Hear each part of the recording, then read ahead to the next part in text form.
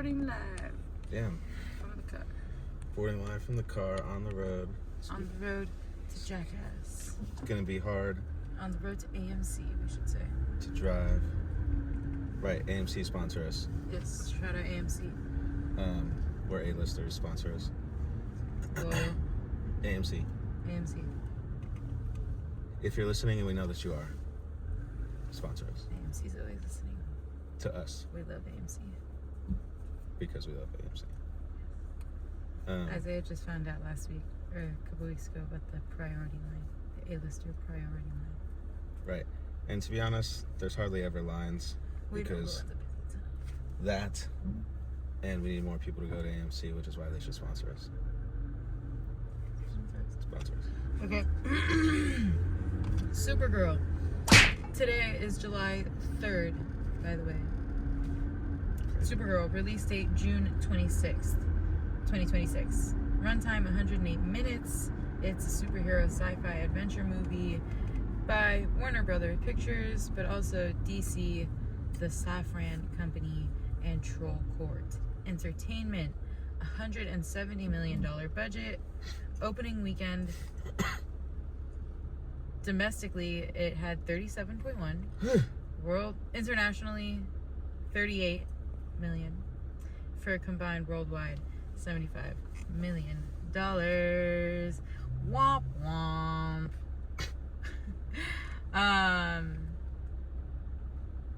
Yeah. I don't know what the difference is between opening weekend and current. How can the current be less than the opening weekend? It says approximate. It doesn't. Okay, yeah. Alright. It's directed by Craig Gillespie. Yes. What the hell?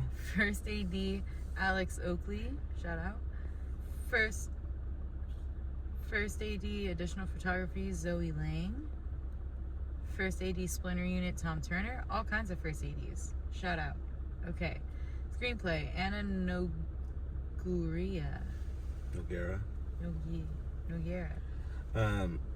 I haven't heard of any of these people before. DP, Rob Hardy. Not to say that unknown people can't make great shit, because that's obviously the case, that they can, but I don't know, man. I think we should just get right into it. I mean, the script was tough. The cinematography was tough. Yeah. The acting was tough. Jason Momoa. Oh, gosh. Okay, yeah, maybe also I'm not tapped into the comic book world, so those movies can always be, I'm a little bit skeptical, especially DC, because they can be so corny sometimes. And this was just right up that alley, which I knew it was going to be, and I wanted to be hopeful, but I think Millie Alcock did good given the circumstances. She played the part well, but it was just corny. Yeah, she's drunk or celebrating her birthday for the first half of the movie, and this little girl needs help, and she doesn't want to help her, and that's the whole fucking premise, right? And then eventually she just has to help her. Oh, because they hurt her dog.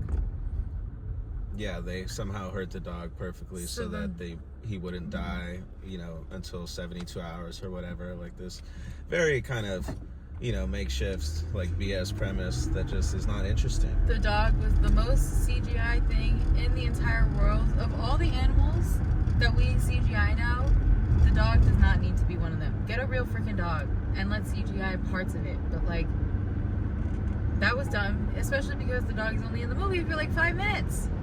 It's a great point. And it's just not compelling. It's not compelling. Exactly.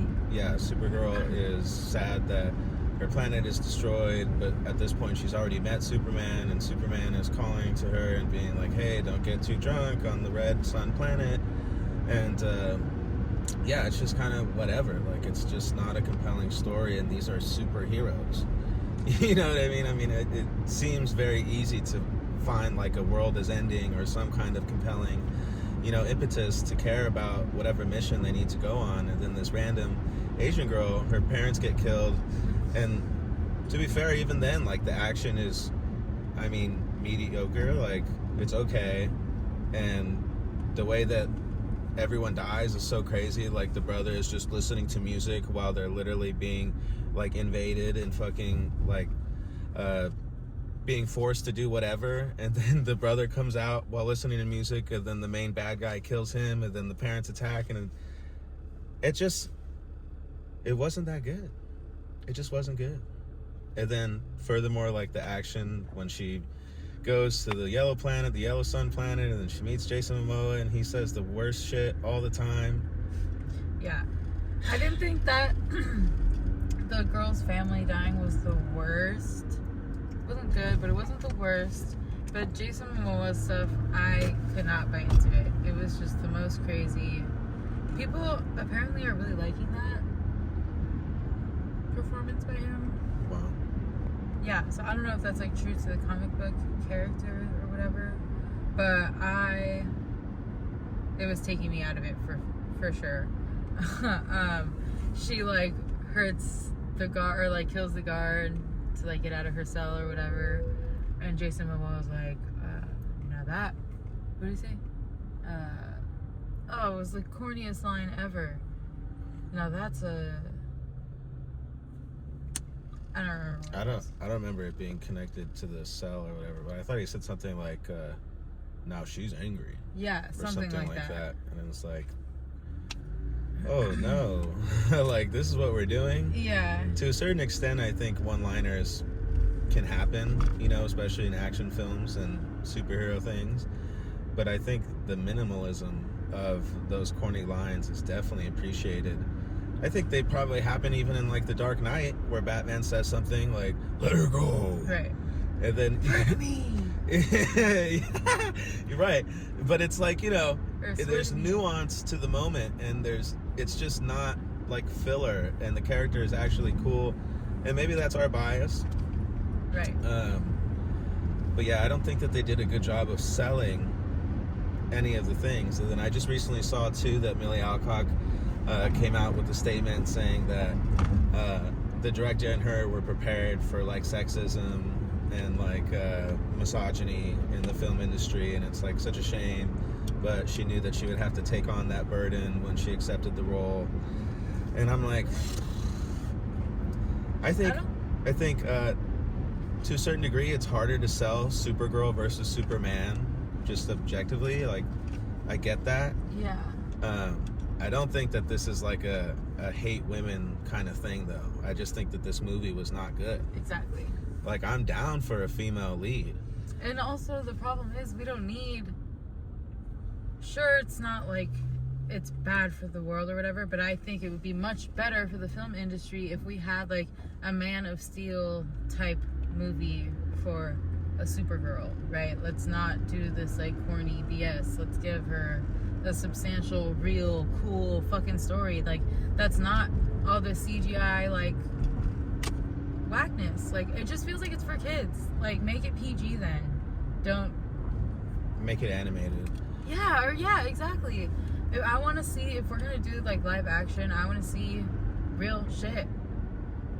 Totally. I want to be scared. Like, even the guy with all the piercings and stuff, like, he was eating all the time, and like, I get that was his thing, but like, he just didn't even seem that scary. Like, that's a great point that you bring up. He was eating all the time, which totally humanizes him and like de-villainizes him.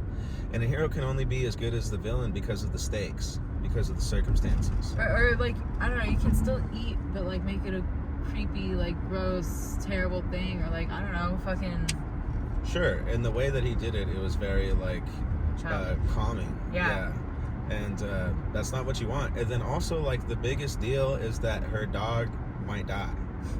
Yeah, and she like, keeps forgetting about that. And then every once in a while, she like looks at her clock and she's like, "Oh, I'm running out of time." And then she gets caught like in another 2-hour plot thing, and it's like, dude. She can fly. She has freeze breath. She has laser eyes. She has super strength. You know. And then we did. She could fly as fast as a shooting bullet or whatever, faster than a shooting bullet. All of these great powers, and she uses them for like basically nothing. It's just not a compelling story. If she dies, who cares? She's not worth anything anyway. Like, she's fucking off Superman.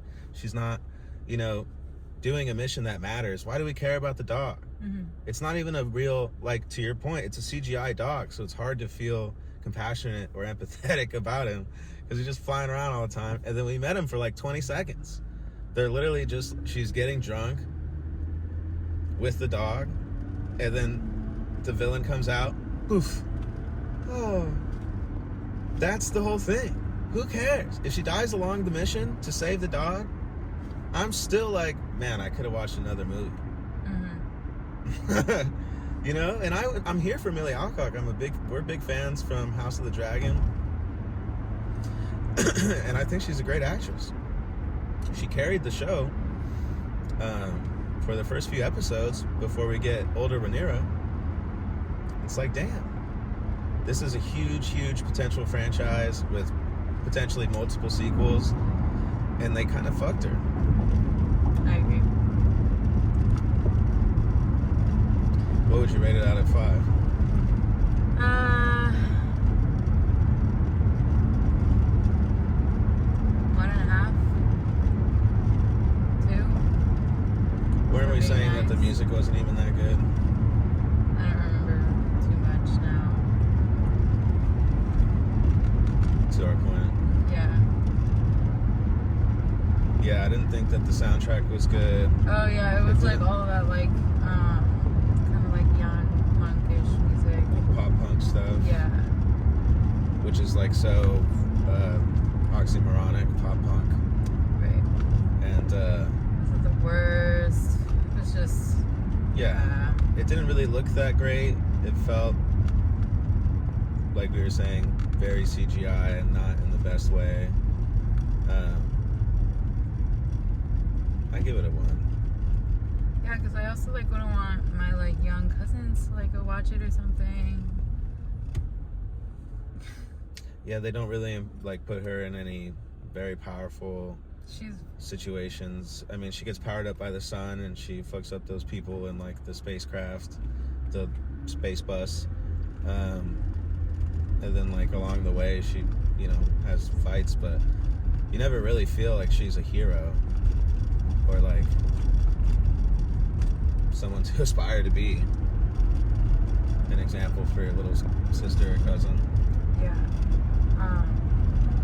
Which yeah, doesn't need to be every hero's case, but there's like no compelling thing about her. She just cares about her dog. Yeah, I was gonna say she is basically forced into every situation in which she has to like do something. She doesn't do it because she wants to. That's a great point. Right. And isn't that like the basis of a hero? Yeah, like doing a duty that is difficult. Yeah. that like nobody else can do. And seemingly it's like the little girl that saves the day in the end anyway. So right.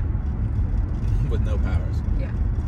And the whole like, oh, I'll give you my family sword thing. That was weird too. Why do we care about that? Well, because apparently her father was like the best sword maker in the world, right? Oh. So it was like a big deal. Every time she name dropped, they were like, what? And then they would just try to take the sword from her. Right, but like, they have guns and spaceships and like there's people with superpowers. Like, why does the sword matter? Yeah, I don't know. Because now I do remember that, and yeah, it did bring clout, but people were just like, okay, I'll take it. It wasn't like people were like sprinting at her to be like, oh, I'll do this for you for the sword. Well, I think it's because she's a little girl. They were just like, oh, I'm just gonna take it, like. I suppose, but if there was some greater power from the sword or some like greater reverence, I feel like people would respect this little girl. Right. You know what I mean? But instead they're like, okay, that's mine now. That could provide some value. Mm-hmm. Yeah, I wonder. Probably some comic book shit. Right, and then that they didn't explain or give it to us. Yeah. Just like, man. Yeah. Alright. We're gonna watch Jackass. It's a much different vibe. Yeah. But we'll be back. Stay tuned. Like and subscribe. Like and subscribe.